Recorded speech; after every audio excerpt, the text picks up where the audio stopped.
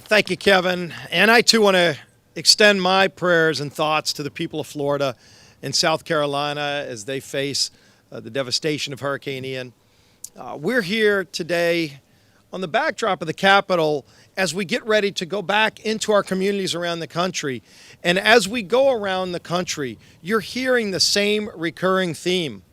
Families are struggling under the weight of big government socialism. What Joe Biden and Nancy Pelosi have done the last 2 years to ram through trillions in spending, mountains of heavy regulation, and more big government socialism, it's hurting the lower income families of America. It's costing people jobs. It's making it harder for them to put food on the table. And people are saying enough is enough. And they're losing hope. But the good news is we're providing hope in what the commitment to America represents. We're laying out to the American people a plan, a vision for the future, bold conservative ideas that actually confront these problems that Nancy Pelosi, Joe Biden, and all the other big government socialists here in Washington have done to make things harder for people. We're going to actually return power back to people, restore freedom and hope to communities.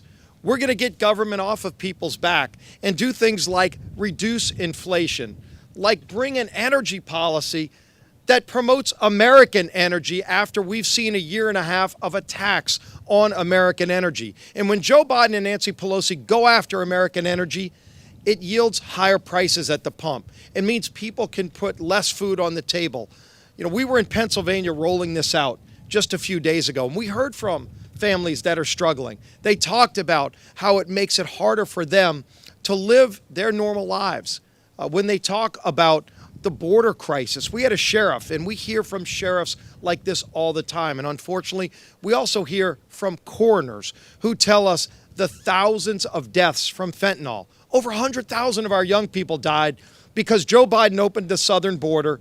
And then China makes fentanyl. They know the drug cartels can bring it right across this open southern border, and it ends up in every community in America, which means every community in America is now a border town because Joe Biden won't secure the border. Republicans, if we win the House majority, will bring legislation to secure America's border. We're willing to show the country what we would do if they give us a Republican majority in November. And what's interesting is to see the visceral reaction that happened literally just minutes after we rolled this out.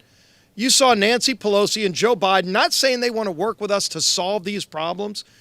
They just went right down the same old failed road of attacking good ideas. They call it MAGA extremism to lower inflation. Nancy Pelosi says it's MAGA extremism to lower energy costs, to secure America's border. Pelosi actually says it's extremism to let parents be involved in their kids' education. Well, you know what? If that's what she thinks is extremism, maybe it's time for Nancy Pelosi to go. We're going to fire Nancy Pelosi. We're going to actually go and fight for the American people to restore that hope with the commitment to America, to show that there is a better way to get this country back on track and restore the American dream for generations to come. And with that, now I'm proud to bring up our conference chair, Elise Stefanik.